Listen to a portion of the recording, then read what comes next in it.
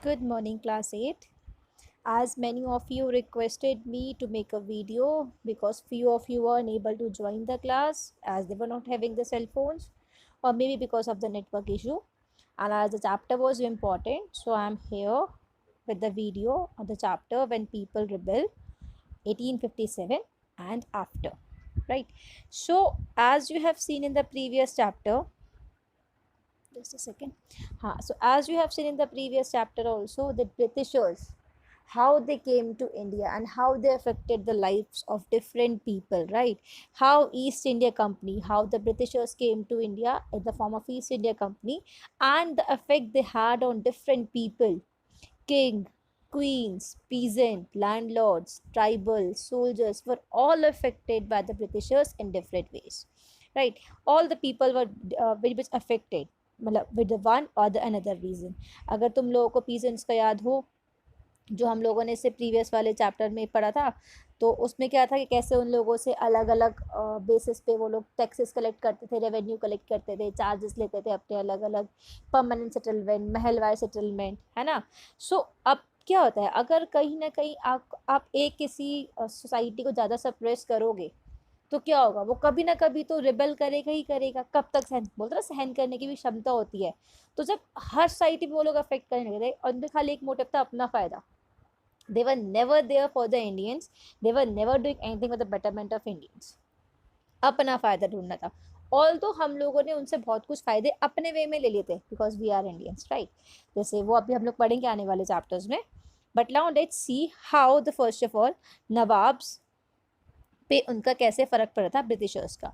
Now the first one, देखो अभी तक हम लोगों ने पढ़ा था कि जो नवाब थे वही पहले रूलर्स हुआ करते थे वहाँ पे।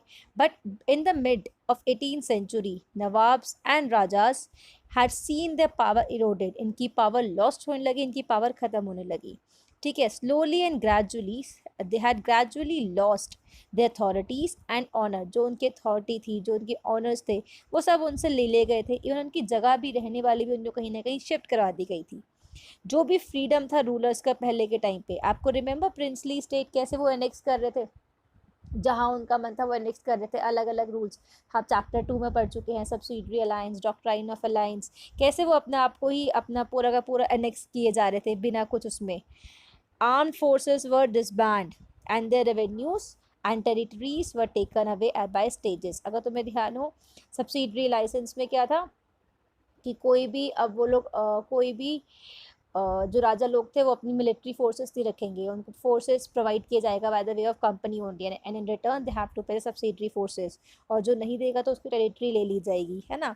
सो all these were affected on the nawab. सो नवाब को बहुत ज़्यादा अफेक्ट, जो थे रूलर्स थे वो ब्रिटिशर्स से affect. You will see one by one how all were affecting. तो ये हम लोग पहले भी पढ़ चुके हैं। इसके अलावा जो बहुत सारी रूलिंग फैमिलीज थी, उन्होंने ट्राई करा नेगोशिएट करना। जैसे इसमें एग्जांपल्स हैं, रानी लक्ष्मीबाई जो थी, उन्होंने बहुत नेगोशिएट किया था कि आपने पढ़ा होगा डॉक्ट्राइन ऑफ लैप्स में कि अगर किसी भी किंगडम का किंग बिना अपने लीगल हायर के मर जाता है तो वो कंपनी जो उस किंगडम को टेक ओवर कर लेगी।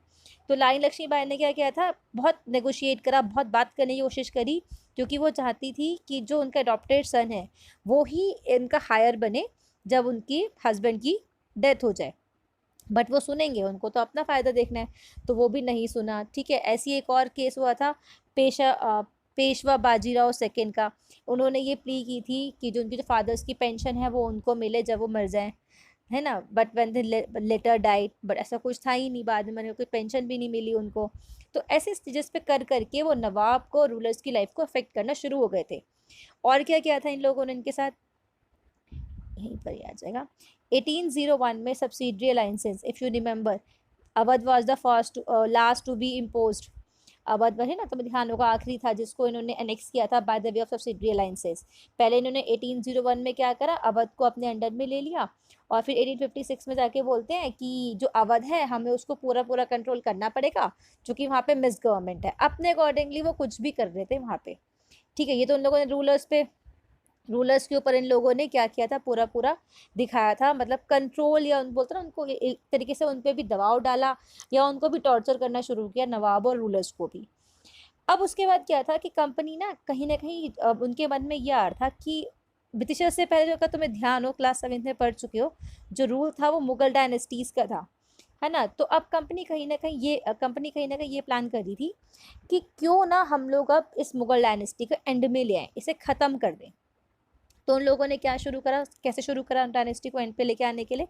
Name of the Mughals were remove from coin. सबसे पहले जो मुगल्स के नाम तुम लोग क्लास में पढ़ चुके हो, जो कॉइन्स में मिंट हुए थे, उसको हटाना शुरू करा, ताकि जो लोग हैं उनको पता चले कि ये नहीं है, अब असली राजा हम लोग हैं। तो उन्होंने नाम हटाना शुरू करा। इसके बाद 1849 में जो वहाँ जो लॉर्ड डलहौजी थे, जो उस टाइम के गवर्नर जनरल थे, ठीक है, जो गवर्नर जनरल थे डलहौजी, इन्होंने अनाउंस करा कि बहादुर शाह जफर की डेथ के बाद, ठीक है, after death of Bahadur Shah Zafar, the family of the king would be shifted out of the red fort. मतलब इनके जब जिनकी डेथ हो जाएगी तो उसके बाद जो उनकी फैमिली है उनको कहीं और दिल्ली में जगह दी जाएगी, बट वो रेड फोर्ट में अब नहीं रहेंगे। उस टाइम पे जो राजा लोग थे दिल्ली वगैरह, रेड फोर्ट में रहते थे, ठीक है। तो अब ये उनके हाथ से ये भी खींच लिया, मतलब बोलते ना, घर से भी निकाल दिया, कोई और दूसरी जगह दे देंगे। फिर लास्ट में 1856 में जब गवर्नर जनरल थे लॉर्ड कैनन, तो उन्होंने ये डिक्लेयर करा कि जो बहादुर शाह जफर थे वो लास्ट मुगल रूलर थे, इसके बाद रूलर डायनेस्टी आगे नहीं चलेगी, और जो भी उनके डिसेंडेंट्स होंगे उनको क्या बोला जाएगा, प्रिंस। तो मतलब इनडायरेक्टली इन्होंने किसको ख़त्म कर दिया, मुगल डायनेस्टी को भी ख़त्म कर दिया। तो कहीं ना कहीं अगर तुम लोगों ने इस पॉइंट पे नोटिस करा हो तो ये है कि कैसे इन्होंने, जो ब्रिटिशर्स थे, इन्होंने इफेक्ट किया था on the lives of nawabs, rulers and Mughals, ठीक है, पूरा पूरा यहाँ पे हो गया था। इसके अलावा अगर तुम्हें ध्यान हो पीजेंट्स एंड स्पॉइस का, स्पॉइस मतलब सिपाही। First of all let's talk about peasants. अगर तुम लोगों को पीजेंट्स का ध्यान हो, अभी हम लोगों ने चैप्टर पढ़ा था ruling in the country side, तो कंट्री साइड में कैसे जो पीजेंट्स थे और जमींदार थे उन लोगों से हाई टैक्स, रिजिड रेवेन्यू लेके कैसे सिस्टम लगा रखे थे, permanent settlement system, ryotwari system, mahalwari system. मतलब उन्हें खाली ये था कि हमें रेवेन्यू कलेक्ट करना है, चाहे वो कैसे भी कलेक्ट करें। तो कैसे ये लोग करके अपने जो रेवेन्यू कलेक्ट कर रहे थे अपने रिजिड मेथड से, और जो इनको नहीं दे पाता था, जो फेल हो पाते थे उनको पे करने के लिए, वो क्या कर, या फिर उनको लोन्स पे बैक करने के लिए या रेवेन्यू देने पे फेल करते थे, तो क्या करते थे, वो उनकी लैंड अपने हाथ से, मतलब उनकी लैंड उनके हाथ से चली जाती थी, किसके हाथों में, ईस्ट इंडिया कंपनी और द ब्रिटिशर्स के हाथ में। सो मैनी फेल टू पे back the loans to the money lenders and they gradually lost the lands they have tilted for generations। और हम लोगों ने पढ़ा है कितना ज़्यादा इंडिगो बाद में कैसे ग्रो करवाया, इनसे रेवेन्यू कैसे कलेक्ट करा, कभी इनकी लोन साइकिल ख़त्म नहीं होती थी, पीजेंट्स को बहुत ज़्यादा इन लोगों ने सप्रेस कर रखा था, जमींदार्स को ऐड कर रखा था, फिर एक कलेक्टर्स अलग आ गए थे, है ना, हम लोग पूरा पढ़ चुके हैं। इसके बाद ये सिर्फ पीजेंट्स का ही नहीं, पीजेंट्स के फैमिली के कुछ लोग ना आर्मी में भी ज्वाइन करते थे, स्पॉइस भी बनते थे। सो अब जो इंडियन स्पॉइस थे, रिमेंबर इंडियन स्पॉइस, डिफ्रेंसिएशन बहुत था इंडियन स्पॉइस में और फॉरेन स्पॉइस में, ट्रीटमेंट ही अलग दिया जाता था। ये तो स्पॉइस हैं, जो कैदी होते थे ना पहले टाइम पे, वो उसमें भी ट्रीटमेंट अलग अलग था। तो जो स्पॉइस थे वो भी बहुत ज़्यादा अनहैप्पी थे अपनी पे को लेके, अपने अलाउंसेस को लेके, वहाँ पे रहने की कंडीशंस को लेके, ठीक है। और हम मतलब और भी बहुत सारे रीजंस थे, उसमें से एक रीज़न देखो ये भी था, new rules violated religion sentiments. ऐसे कैसे वायलेट करा, देखो पहले के टाइम पे ना ये एक बिलीफ था कि अगर कोई भी जन एक सी को क्रॉस करेगा, समुद्र को क्रॉस करेगा, then they would lose their religion and caste. हाँ देखो इसमें भी है, ये पहले बिलीव करते थे पीपल कि अगर कोई भी सी क्रॉस करेगा then they will loss their religion and caste. और 1824 में ना अब सारे स्पॉइस को ये बोला गया था कि आपको बर्मा जाना है सी रूट से, for the fight for the company के फाइट करने के लिए। बट लेकिन जब उन्होंने रिफ्यूज़ करा कि हम लोग सी से ना जाके, बट हाँ हम लोग लैंड रूट से चले जाएंगे, बट हम लोग सी रूट से नहीं जाएंगे, इसके बाद भी उनको बहुत ज़्यादा बैडली पनिश किया गया था, बहुत बुरी तरह पनिश किया गया था। एंड उसके बाद 1856 में कंपनी को जब लगा कि ऐसा उनको आगे कोई प्रॉब्लम ना आए, है तो अपने उसके, तो इन्होंने क्या करा, एक रूल इशू कर दिया। क्या रूल बनाया कंपनी ने एक नया रूल पास कर दिया कि जिसने ये कहा था कि जो भी अब नया पर्सन एम्प्लॉयमेंट के लिए आएगा कंपनी आर्मी में, उसको ओवरसीज काम करने के लिए एग्री करना पड़ेगा व्हेन एवर रिक्वायर्ड। तो जब वो नया रूल फाइन करा तो एक तरह से रूल ही बना दिया कि अब जो भी नया आगे इसमें होगा तो उसको हमारे लिए ओवरसीज भी काम करना ही पड़ेगा। तो means they were indirectly only for themselves. और ये जो स्पॉइस थे ये रिएक्ट इसलिए करते थे क्योंकि इनमें से जो ये स्पॉइस थे, ये many of them belong to the peasant families, ठीक है, इनमें से many of them belong to the peasant families and they were already in anger by seeing the situation of peasants, और जो वो इनकी फैमिली का अत्याचार ऑलरेडी हो रहे थे, तो ये बहुत ज़्यादा जो एंगर था पीजेंट्स का, so the anger of the peasants quickly spread among the sepoys. तो जो पीजेंट्स का एंगर था वो बहुत जल्दी से स्पॉइस के बीच में भी स्प्रेड हो गया था, because maximum of them were belonging to the peasants family only. Then कैसे, अब इस उन्होंने ना कुछ रिफॉर्म्स में चेंजेस लेकर आए थे, ठीक है, इसी दौरान में ब्रिटिशर्स ने कुछ रिफॉर्म में चेंजेस लेकर आए थे। ध्यान रखना, अगर रिफॉर्म में चेंजेस भी लेके आ रहे हैं तो हमारे लिए नहीं लेकर आए थे।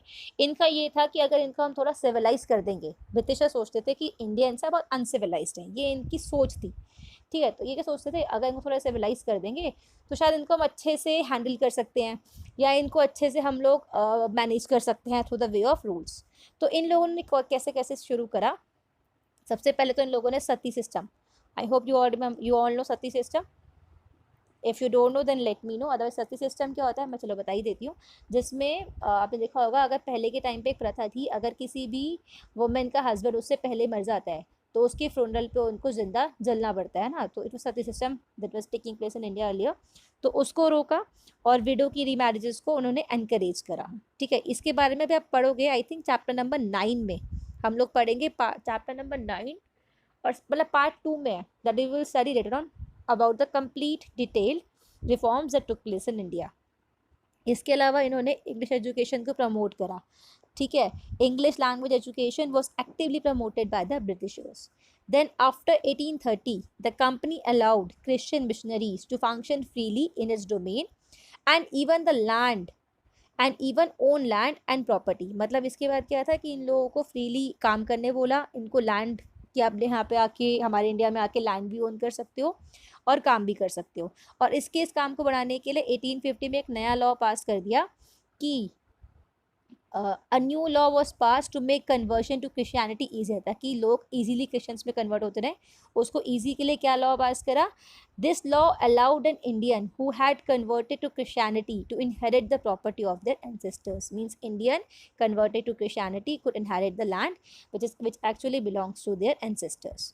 So this was again the how the people were reforming और how they were spreading. Actually आपने देखा अभी तक बहुत से लोग क्या कर रहे थे, मतलब जितने भी लोग थे हमारे यहाँ के, वो इनसे कहीं ना कहीं दुखी हो चुके थे, चाहे वो पीजेंट्स थे, वो स्पॉइस थे, वो नवाब थे, वो किंग थे, वो राजा, जो भी था कहीं ना कहीं अफेक्ट हो चुका था। तो इसके बाद क्या था कि एक ना स्पॉइस के बीच में म्यूटनी शुरू हो गई थी, ठीक है, स्पॉइस के बीच में एक म्यूटनी शुरू हो गई थी। म्यूटनी का मतलब क्या होता है, soldiers disobey the officers in the army, मतलब जो सोल्जर्स थे इन्होंने अपने ऑफिसर्स को डिसओबे करना शुरू करा।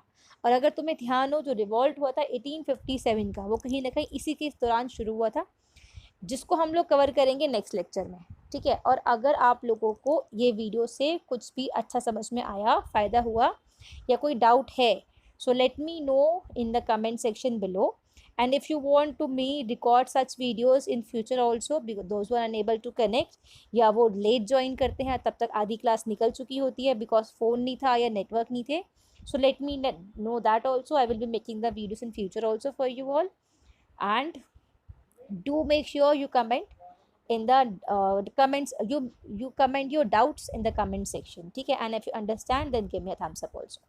Thank you everyone.